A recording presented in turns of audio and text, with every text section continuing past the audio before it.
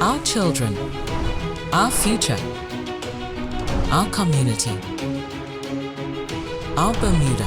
We need an inclusive and culturally responsive public education system that prepares learners to thrive and lead in Bermuda's future. The Ministry of Education presents Building Bridges. Good evening, everyone, and welcome back to Building Bridges, Education Reform Bermuda.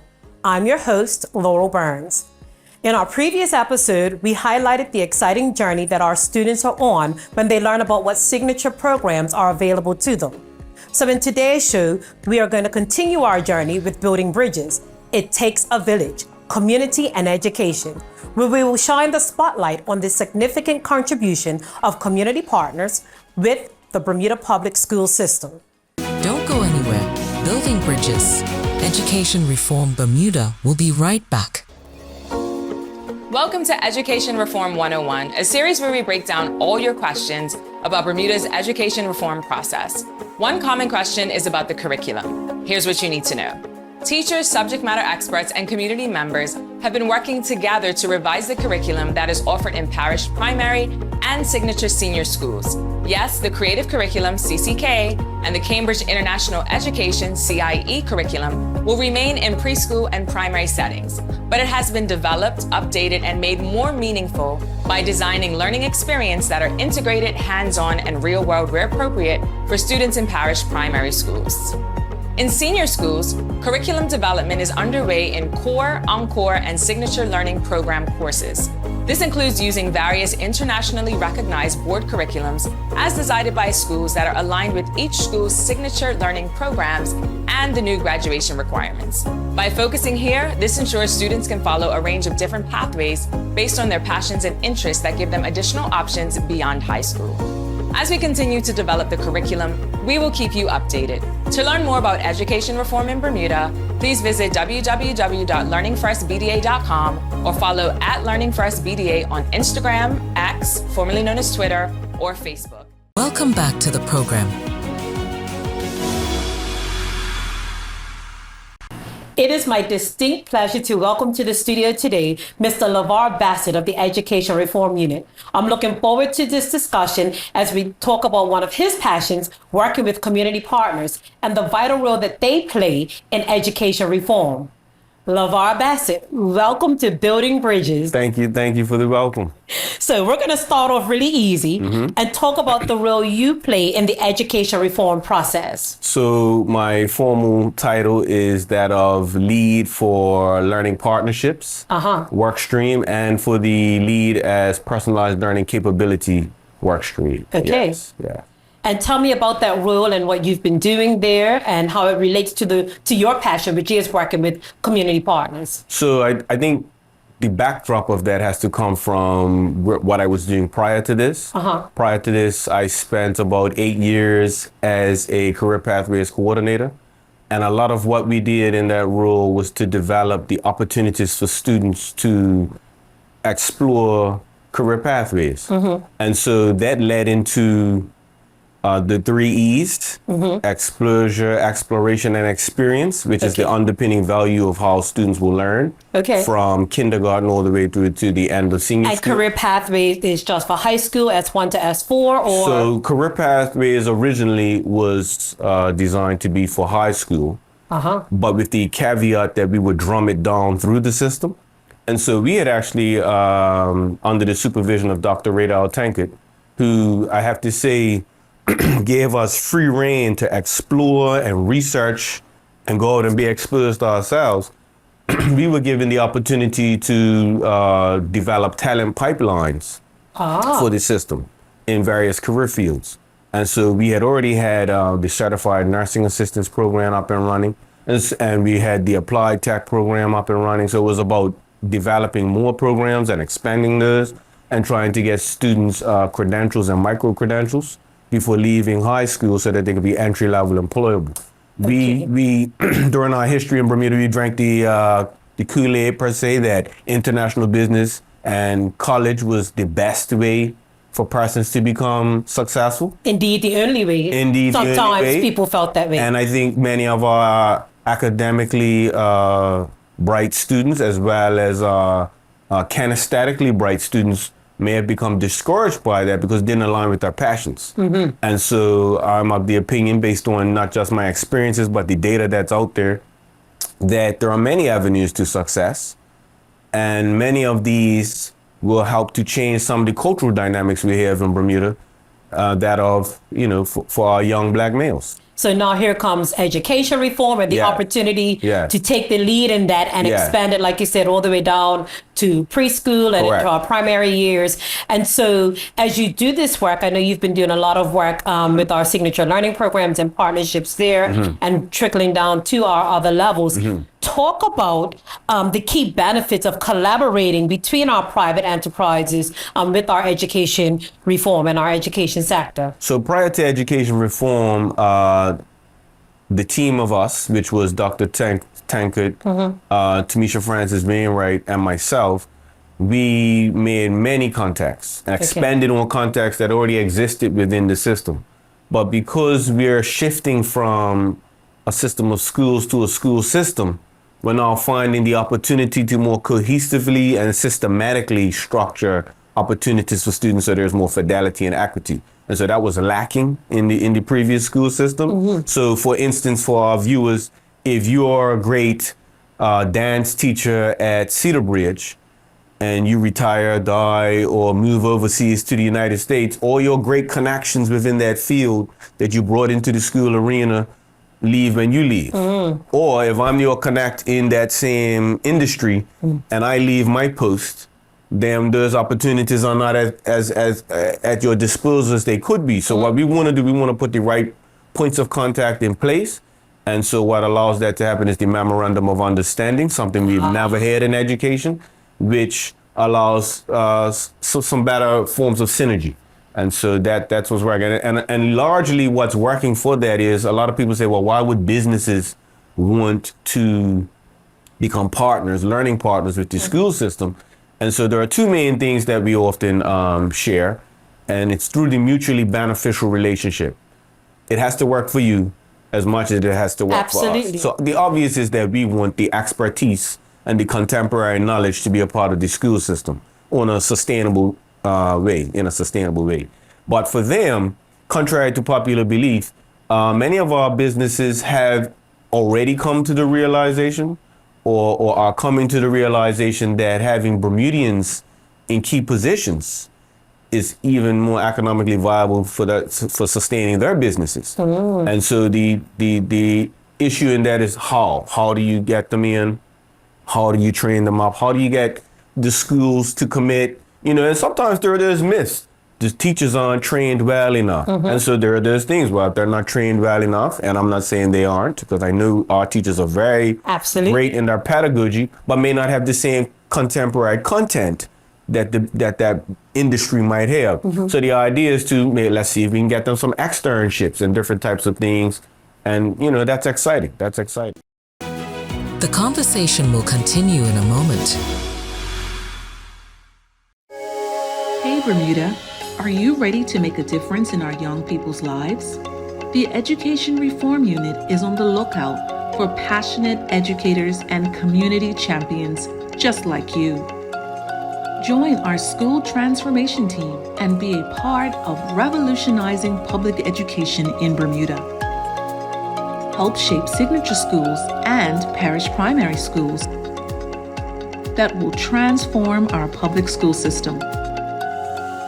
Ready to make a change? Contact us today at www.learningfirstbda.com or email schoolredesign@moed.pm. Let's build a brighter future for Bermuda's youth together. Welcome back to Building Bridges. Education reform. Our children, our future. So I hear you talking about memorandums of understanding, building those mechanisms and that synergy and really putting systems in place. So highlight some inspiring stories or partnerships that you've made during this time of reform that are really significant that we can celebrate or highlight. Sure. We've already had an externship of sorts back in February. Okay. During the professional development time. I believe it was ABIC paid for, I think it was 10 to 12 teachers to get an industry credential.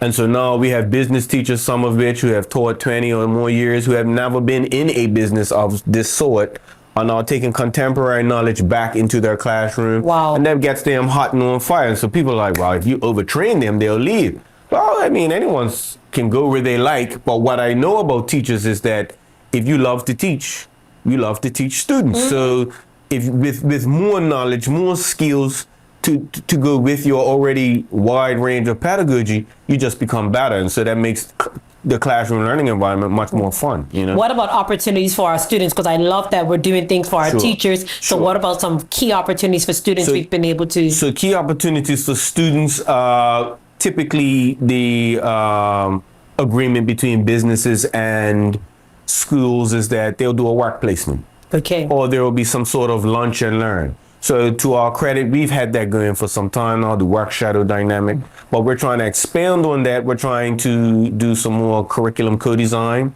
with our learning partners, some co-teaching, make the whole island a classroom. So the whole island is a field trip, but now we're trying to do it more systematically, more sustainable. I keep using these words because it has to be more structured. It can't be that you as a great teacher want to take your class out for a field trip and that's it. The idea is that we need to create more real world projects through project-based learning. That's right. But this is a partnership. It's not just the teachers doing it. And so that's how that kind of works, yeah. So, Mr. Bassett, I want you to look forward 5 or 10 years, right? Sure. What do you envision in terms of impact with these partnerships that you're creating Sure. with our communities? What is that impact in the next 5 to 10 years? Sure. So to qualify that, I want to couch the fact that right now we have a taster program at what would be the middle school level ages. Sure. And so there are 5 modules in which students have to be exposed to the wide range of careers that are statistically open to them in Bermuda. And so the idea is, sometimes we have to debunk the myth that we're making students pick a career at such a young age. We are guiding students to pick an area to grow their transferable skill sets. Because as you know, you may go into various careers, but the skill sets will remain with you. That's right. So if they're picking those skill sets and an area to channel them early based on information, meaning they're prepared, they have more agency now to go out and do more exploration, experience, and exposure. And so in the next 5 years, which would be the ending of the first set of memorandums of understanding, that commitment would have seen any number of learning partners see our students through S1, in which they do some prerequisite learning, S2, which is a little bit more prerequisite learning, but maybe starting out on their first micro credential, Okay. and maybe in S3, starting out on a second micro credential, and or finishing with some other levels of exposure through hours. For instance, City and Guilds and BTEC, there are so many hours of experience a student has to complete, but they complete it with a business per se, or through a business's support, By the guidance. time they finish senior school. Yes. By the And time so it this begins. means there'd be more entry level ready to enter the workforce. And so what we're also trying to do is offset the unemployment for those under 25, because this is a direct trickle down effect in that. And so for me, as a young black man, I'm still a young black man, I see better home ownership can come out of this, less crime, more interest in the politics of the day, because you now feel more part of the system. Vested. You're vested, Absolutely. in person in the system. Yeah. I said you were passionate, and that passion comes straight through. Yeah. LeVar Bassett, thank you so much for sharing with us the work that you were doing Thank you. with our community partners, boots on the ground. Yeah, boots on the and ground. working with them. And it really is an inspiration to us all to help each and every learner in our community. And I wish you all the success. Don't go anywhere. Building Bridges. Education Reform Bermuda will be right back. This is Education Reform Bermuda. I am proud to be a part of the team that is working to shift the educational system to address the needs of our young people now. I'm honored to be a part of the team that developed the new graduation requirements to ensure that students who leave the Bermuda public school system with the Bermuda Signature School Diploma will have the necessary skills, experience, knowledge, values, and relationships for them to be successful in employment and for them to be successful upon entering colleges and universities. This is Education Reform Bermuda.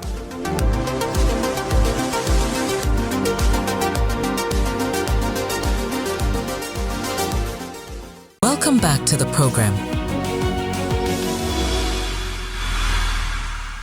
Our next guest in studio is Tamisha Francis Wainwright, who's been working with the Education Reform Unit. She has been out in the community advocating for education reform. She's here with us today to tell us about our community partnerships and their role in the reform process. Welcome, Tamisha. Thank you, Laurel. It's a pleasure to be here. Good. I want to start off with understanding your passion around education reform and the role that you play in this process. Well, actually, you hit the nail on it with the introduction. I'm very passionate about community partners. We used to call them community partners, and they may be still called that in the lower levels. When it comes to the senior school, I refer to them as community learning partners, more or less. Okay, so they're a part of the learning process and the partnership they have with our teachers and students? Exactly. Can you tell us more about that process and how that works? So before we looked to our learning partners who were out in industry simply for work placements, with education reform, it's actually changed where they are a part of the learning process, thus the name change. So right now, when I engage a learning partner, we look at many different types of engagements that they will commit to when we put together the memorandum of understanding. So it's no longer about just having a relationship where they say, yes, I'll take students, but they're actually putting pen to paper and signing off as a commitment to be part of the learning process. So for instance, before they would just simply do a work placement. Now learning partners are supporting co-design for curriculum, co-delivery, whereas for some very specific topics, a learning partner can come into the classroom and support the students and the teacher through that very specified subject matter because they're doing it every day. Learning partners now are advising on credentialing. So we're able to identify what are entry-level credentials for students to have so that those who decide that they're not going to go off to college and university immediately, they actually do leave our school system now with a high school diploma as well as industry recognized credentials. They're also able to help us with pathways like this university or this specific program and what's accredited. So it helps a lot on the back end for our young people to ensure that their next steps are pretty much paved out for them. They just have to go and do it. So through these partnerships, we're now seeing opportunities for students when they finish school to not just go to university, but they're actually ready for the workforce if that's the path that they choose to take. Yes, they are. Wow. The conversation will continue in a moment.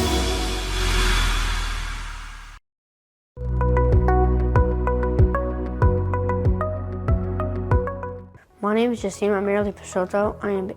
I am 11 and I go to Purvis Primary School.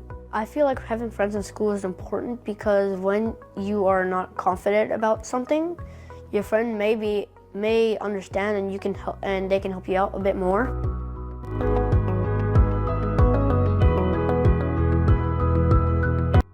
What it means to be a prefect or student leader is it shows that you were good from year one all the way up until now. And also it shows leadership about leading yourself and others.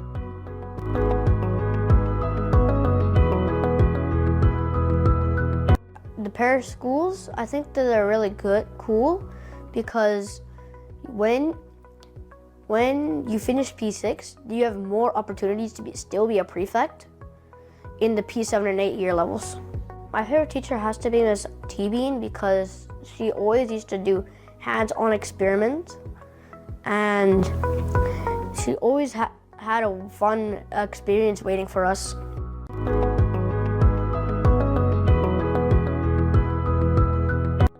I'm definitely most looking forward to the P Arts, the dual language program, because when you become a bilingual, it helps increase your memory and you can speak and communicate with other people.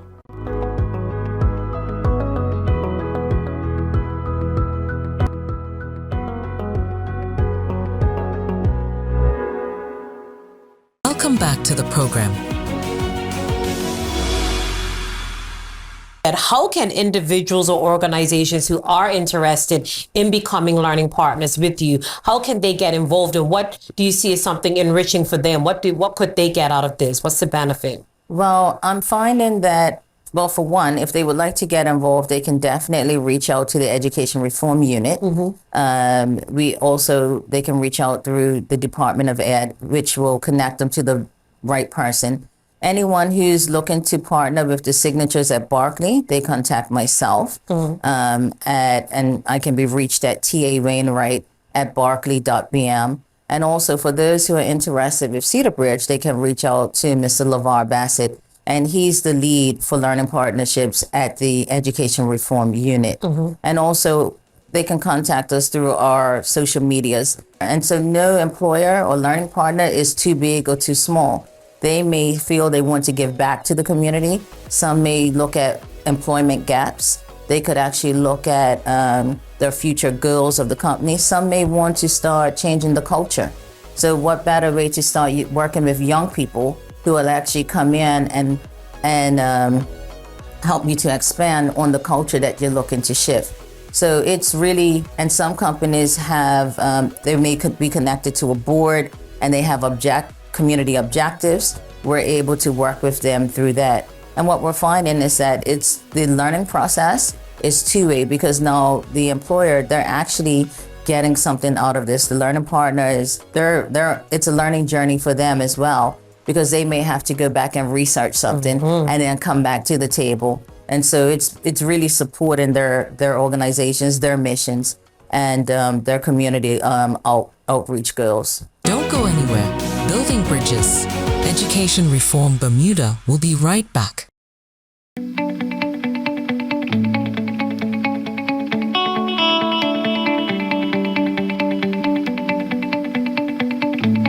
This is Education Reform Bermuda. On the evidence of the personalized learning experience in curriculum design, we will include assessments that demonstrate what our children know and what our children can do, what is culturally relevant for our children, formative assessments that speaks to their experiences and the observations of their real world experiences, not just in Bermuda, but globally. I am proud to be a part of the team that is working to shift the educational system to address the needs of our young people now. This is Education Reform Bermuda.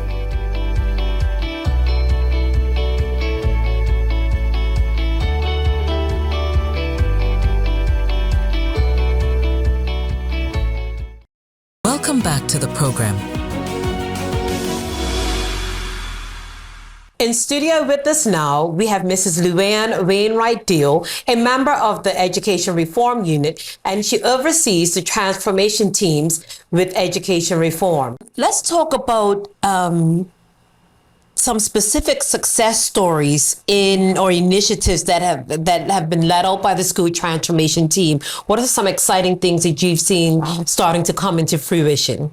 Oh, there are so many. We'll start with talking about our signature learning programs at the senior school level. Sure. As you know, the Barclay Institute, of course, implemented and took in their first cohorts for health and social care, as well as finance and insurance services. They've had an exciting time of embracing those students and allowing them to explore different disciplines within those certifications for those students.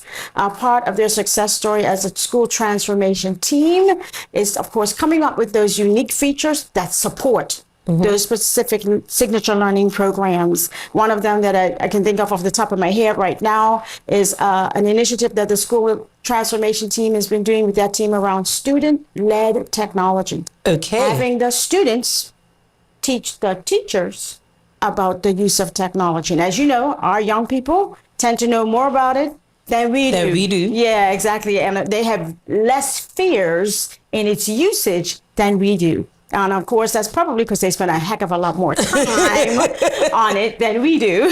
So, of course, having now our students be in a place where they can now teach the adults is a very exciting initiative coming out of course, the school transformation team at the Berkeley Institute. And so how has that initiative played out so far? Well, we've prototyped it, actually, with the students. And then, of course, the students have prototyped what their first lessons are going to look like with the teachers. And so we're looking to implement that now in this second year. That's correct. Okay. Anything at Cedar Bridge that we see, any initiative we see at Cedar Bridge Academy that's really, really exciting? Yes, definitely. Cedar Bridge Academy has been the forerunners, I would say, in embracing a flexible schedule. Okay, tell us more about that. Okay, definitely.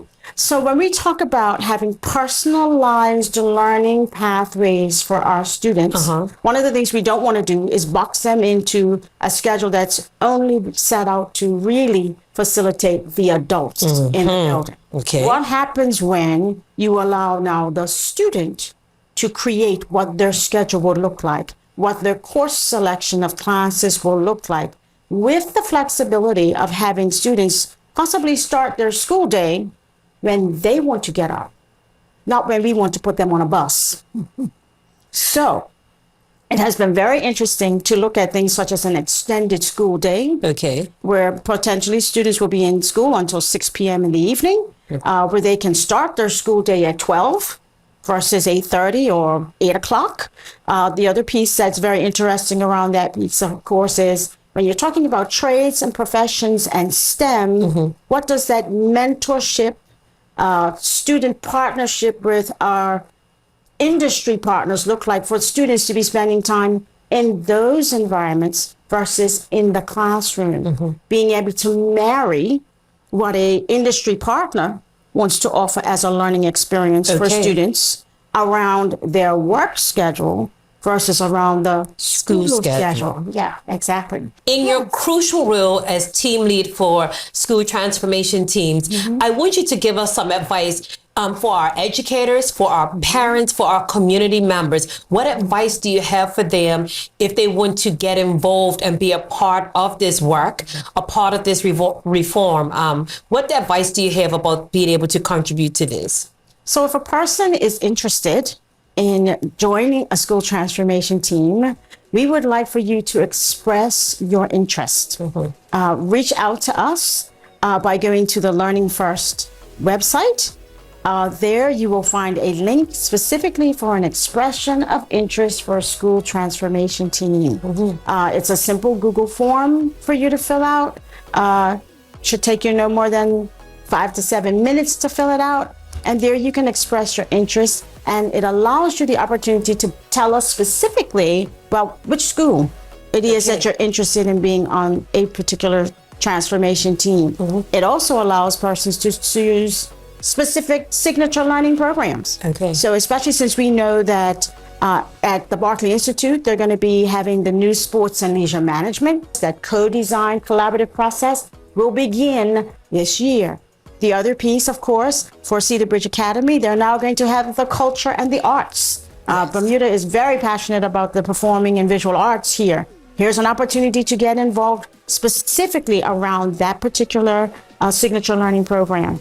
At the primary level, we have now plans in place to, of course, add on year 2 and year 8. They accepted year 7s this year. Okay, let's now prepare for our year 8 students coming next September.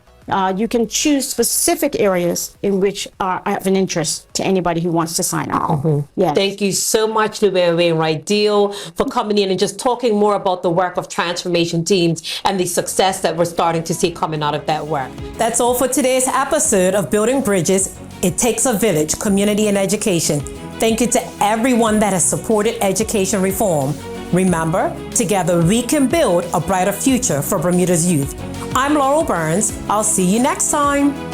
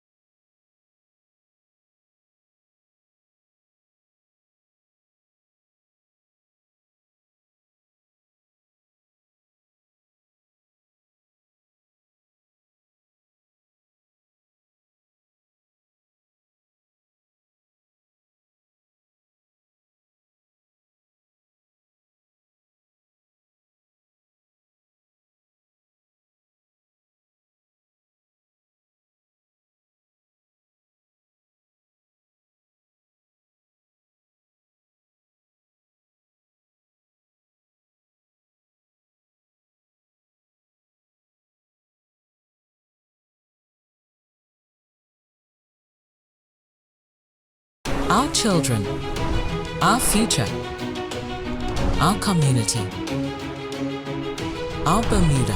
We need an inclusive and culturally responsive public education system that prepares learners to thrive and lead in Bermuda's future. The Ministry of Education presents Building Bridges. Good evening, Bermuda, and welcome back to Building Bridges, Education Reform Bermuda. I'm your host, Laurel Burns.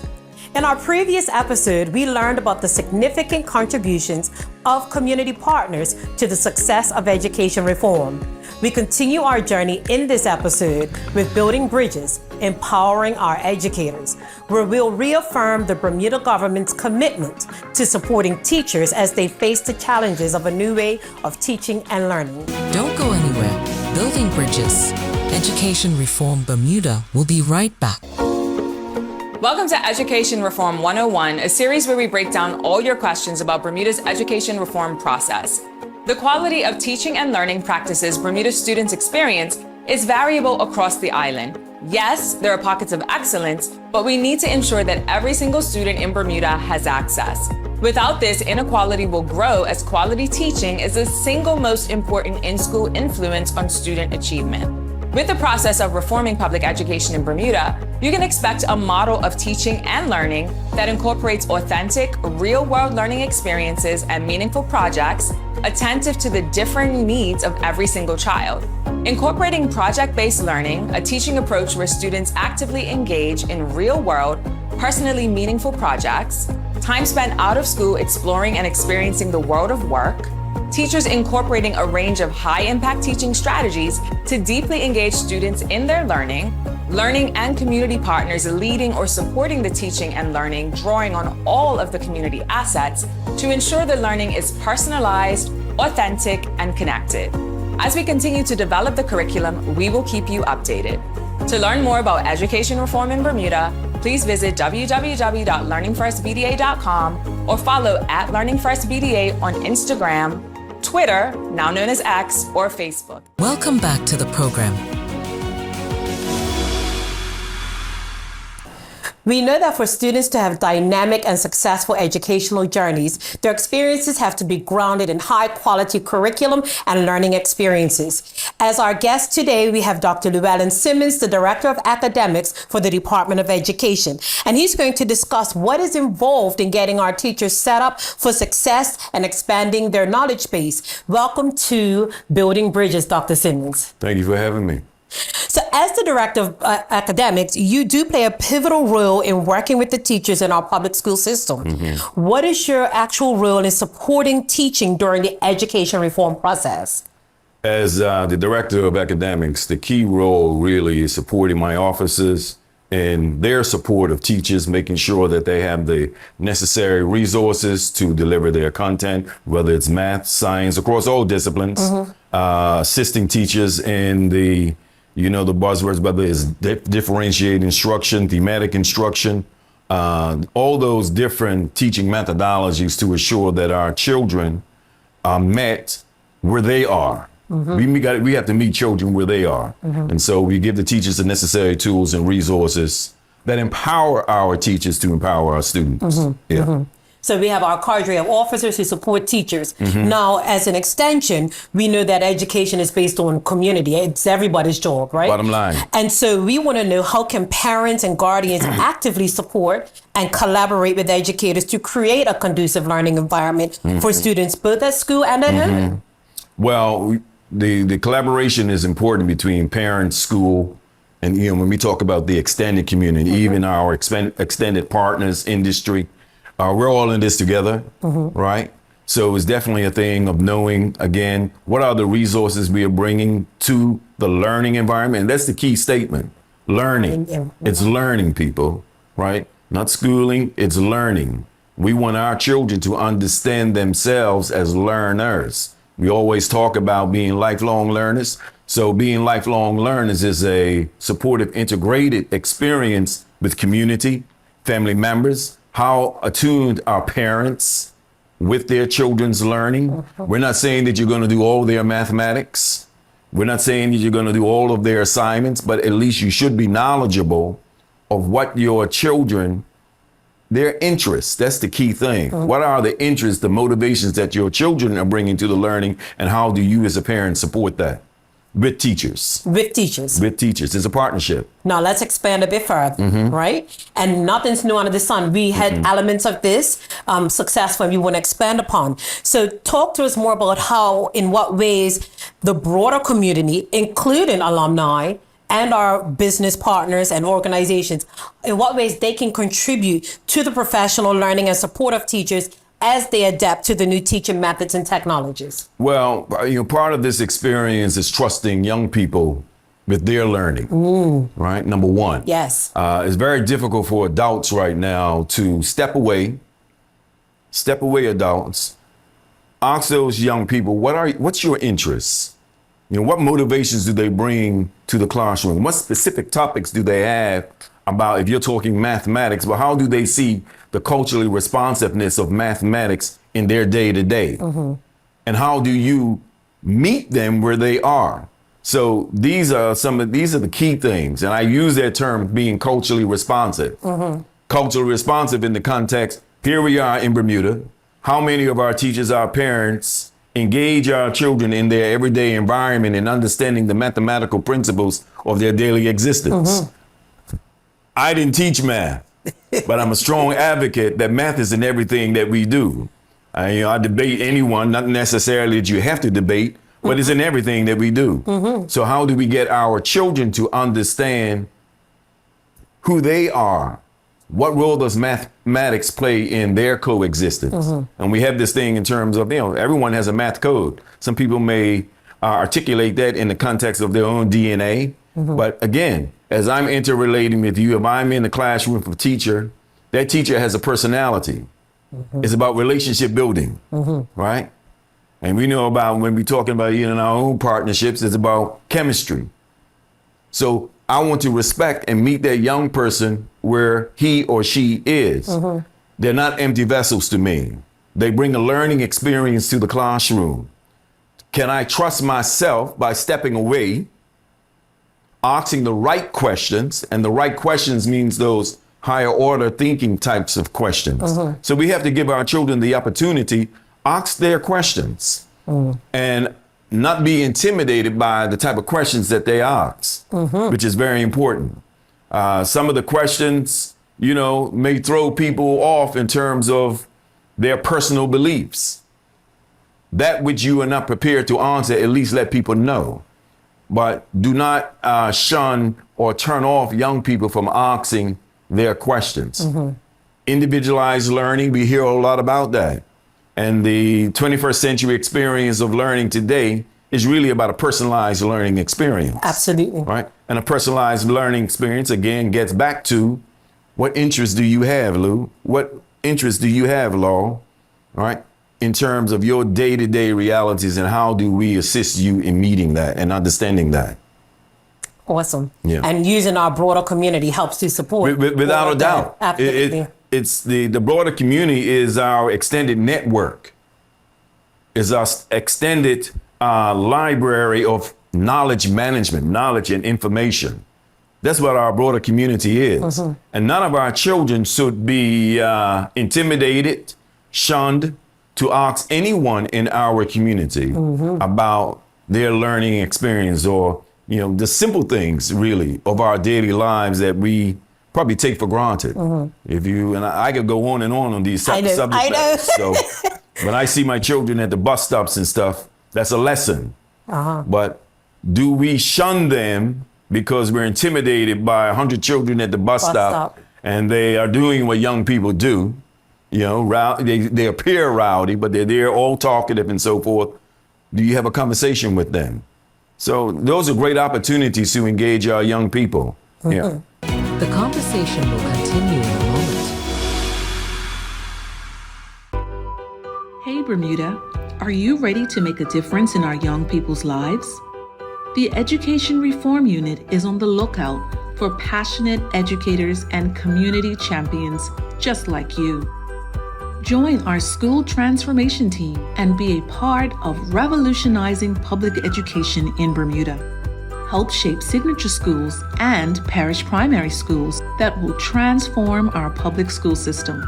Ready to make a change? Contact us today at www.learningfirstbda.com or email schoolredesign@moed.bm. Let's build a brighter future for Bermuda's youth together. Welcome back to the program. Looking at teacher empowerment, can you share some examples of how teacher empowerment has led to innovative and student-centered learning experiences in Bermuda and the long-term impact of learning experiences in our education system? Well, because that's a loaded question in terms of when we talk about, I want to reflect on the student-centered piece. So when we talk about our teachers, if you're talking anything student-centered, right away the teacher understands this is not about you.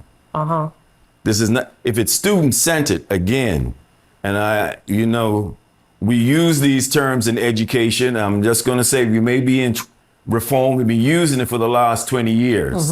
Do we do it? Do we do it? Maybe in Laurel's classroom, she might do it. But it's not a cultural practice of our learning. Because again, it gets back to, if you're talking anything that's student-centered, it speaks to meeting students where they are. It's turning the learning experience over to children, over to the students in the classroom. Let them teach the class. How comfortable and confident are you? That's very empowering. Just by you doing that as a teacher, allowing a student, a child or students to do that is an indication that you yourself as a teacher, when you talk about your empowerment, have a depth of knowledge about what you deliver. I just want to tie in one small piece there because I think you're absolutely correct. How do we create the balance? And you are the director of academics and of a curriculum. How do we create a balance between meeting students where they are and the demands of curriculum and standards and accomplishing what needs to be accomplished in a certain amount of time? How do we empower teachers to create a balance between understanding our standards and where we would like children to take our children, but truly meeting them where they are? You're bringing up a question that often, teachers are expected to deliver the content of a curriculum. And, we always talk about the pacing of what you There we go. Exactly. You talk about the pacing of what you deliver. And some of the misconception that people have about the curricula, the deliverables of the curricula, is that everything in the curriculum is to be taught. And you talk about standards. Well, what are those key standards that we want to get across to our children? And are we, as a culture in the classroom, placing emphasis on those key standards? The balance in that is knowing that you don't teach everything, but you teach those key essentials, those essential questions, those key components that we say we want children to know and understand. The bottom line is, what is it that students know? What is it they can do with what you've taught? Absolutely. That's the bottom line. Doc, we have 30 seconds left, but I want you to share your vision as we engage in reform in the next 5 to 10 years. Where do you see us? Well, everybody, I don't shy away from my advocacy on what education is in a colonized education system. Okay. My whole thing and modus operandi of education is decolonize minds. So we talk about changing mindsets. I want changing mindsets that our children understand and become independent learners. Number one, they're motivated to learn. And I believe they're motivated to learn most when we meet them where they are.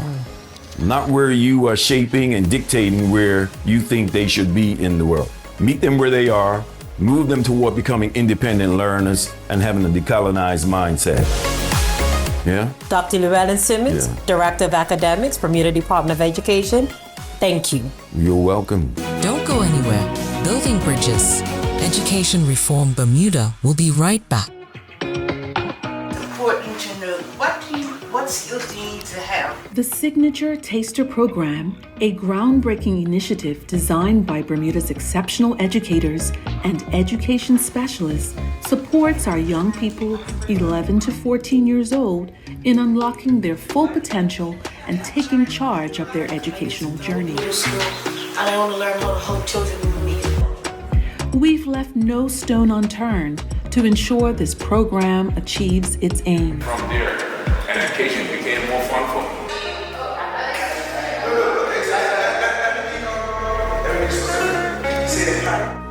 The Signature Taster program is the passport to confidently selecting a signature school that perfectly aligns with our students' strengths, passions, values, and ambitions. Oxygen. Anybody have any questions? We believe every student deserves an opportunity to cultivate a sense of agency and to be in control of their future. That's why the Signature Taster program plays a pivotal role in empowering our young people to make informed choices about their educational path. They're all have different diets. So that's Truffle's the biggest one in the back. She's the one who likes to throw tantrums. They're very fast, yeah. So if they hear our voice, they're going over to the target. So they know it's lunchtime. So I'll go over and I'll feed them a little bit and I'll say something. We have 5 dynamic modules carefully designed to awaken our students' potential as they discover new passions, explore their talents, and uncover opportunities awaiting them. We believe in nurturing the leaders of tomorrow and encourage them to find their path and embrace their journey in the Signature Taster program. Is a trail that tells the stories of people of African descent that have been spread across the globe as a result of slavery. We look at the history, these markers tell the stories of enslavement on the island. For more information on the Signature Tasting program, visit the Education Reform website at www.learningfirstbda.com or email schoolredesign@moed.bm.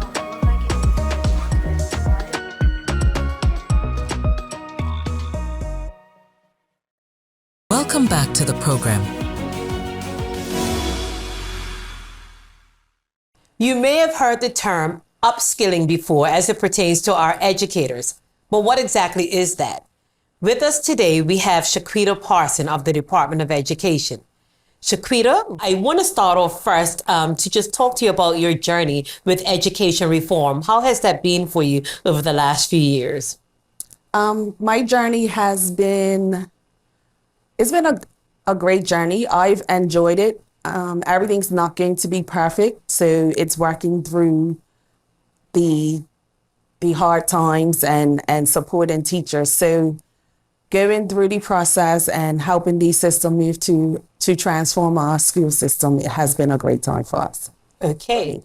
So we want to talk today about upskilling, and you're currently in the role of Education Officer for IT. So you want to tell us a bit about that and how that is in support of upskilling our teachers and in what ways we want to lift their learning and capabilities. Okay.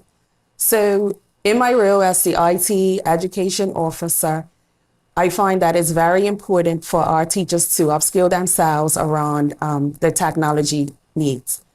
There is a lot of digital tools available that can enhance teaching and learning, that would support some of our struggling learners, that can support our learners that are above average, and even support teachers along their journey to upskill themselves, because we can utilize online self-paced courses, giving teachers what they need at their time, not always waiting for system PD days, but just being able to provide those opportunities through the technology realm that enhances teaching and learning.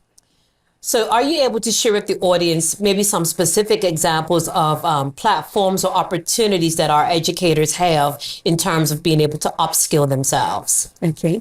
So over the past couple years, we've introduced Schoology to the system, which is a learning management system that is a one-stop shop where you can create assignments, add videos, have interactive tools like Add Puzzle, Kahoots, and links like that. And it's in one-stop shop. Students have received their Chromebooks. So every child at this time from P1 to year 7, in some instances, have Chromebooks that they can have access to.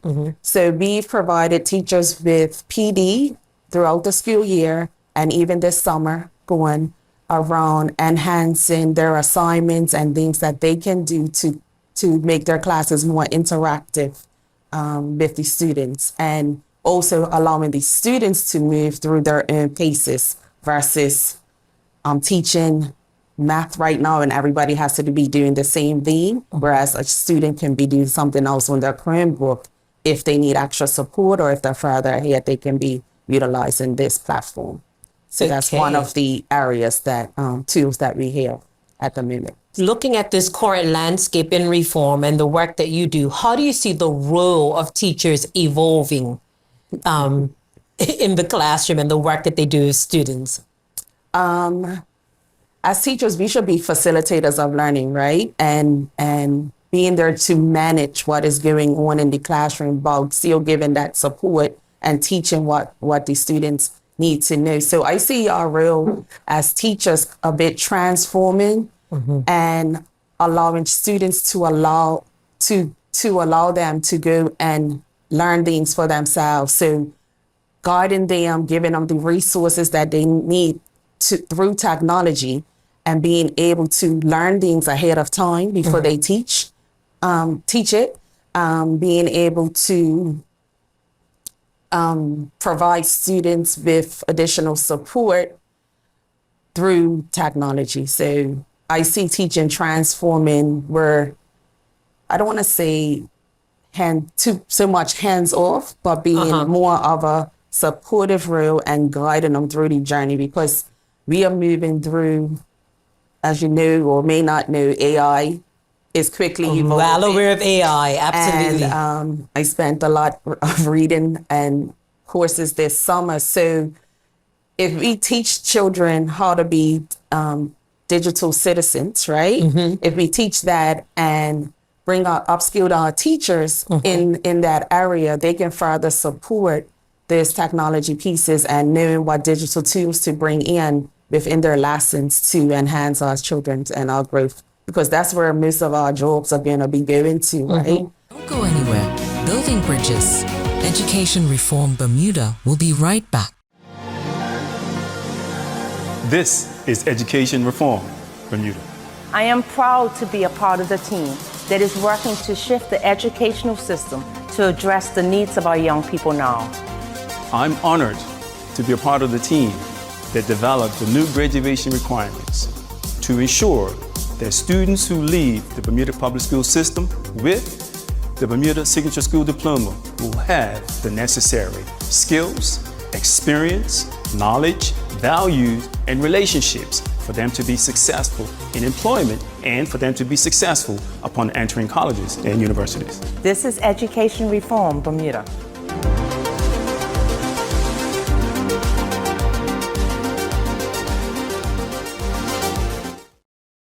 Welcome back to the program. In this new era of education, what are some essential qualities you think our teachers need in order to exceed in this new, and I call it rapid area of education and how it's shifting even on the global stage? So, is that qualities? Essential qualities to succeed, yeah. Not to be afraid. Okay. Not be to be fearless. Be fearless. Test things out. Try it. And being able to learn certain platforms. For me, it's like taking them in tiers. Like knowing where you are as an educator. What support I need. Don't be afraid to ask for the assistance, ask for the help. And then we can build personalized learning for the teachers, right? Because that's where we're moving as well. So if I'm coming in brand new and I don't have this foundation, we should be able to have something here that I start here and we move them up into tiers. And so having the qualities of being open-minded, knowing that these tools can help them and streamline and make their work a little bit easier. Work smart, not hard. Work smart and not hard. Right? No, I get it. So just envision, and let's look at just the educator space right now. Envision us in the next 5 to 10 years in this space of reform. Where do you envision us as educators in that space and how we would have So evolved? I would start with an ELA classroom, right? And writing, and talking about a struggling learner, a person that has difficulty writing. I need to write a nonfiction story. I may have my sentence starter, and I'm using a AI tool that says, can you write the next 2 sentences for me? So now this student can see what nonfiction writing looks like, and then they have to write the next. So it's us teaching them what prompts to use, it's us teaching them what to ask, helping the teachers to ask questions to get that support. There's other tools like in math, if a child is struggling to add or do division, it's one that takes them step by step. Help me do this. So following those steps is an AI, because the teacher may not be quickly or readily available to assist that child, but Percy too, I could type it in or speak into it and help me do my So we're steps. working in collaboration with the technology. Yes. Yes. Okay. But it's, and everyone's fearful it's going to take over. No, but humans are still needed and will be needed, and we have to be the facilitators of learning. And we will be right there with them. Yes. Yeah. So for me, it's what I would like to see is more technology, PD being offered, bringing them from Google School at the moment. So upskilling them around using Google tools, using those platforms, and then just building a database of digital tools that here's the title, here's the description, and here's how it can help readily accessible teaching and learning. So they have a resource already of digital tools that they can utilize. Okay, lots happening for our educators, even for them to be able to upskill. Thank you for explaining that to us today. It has been a pleasure having you on Building Bridges, and we will hopefully have you back again sometime. That's all for today's episode of Building Bridges, empowering our educators. Thank you to everyone that has supported education reform. And remember, together we can build a brighter future for Bermuda's youth. I'm Laurel Burns. Take care.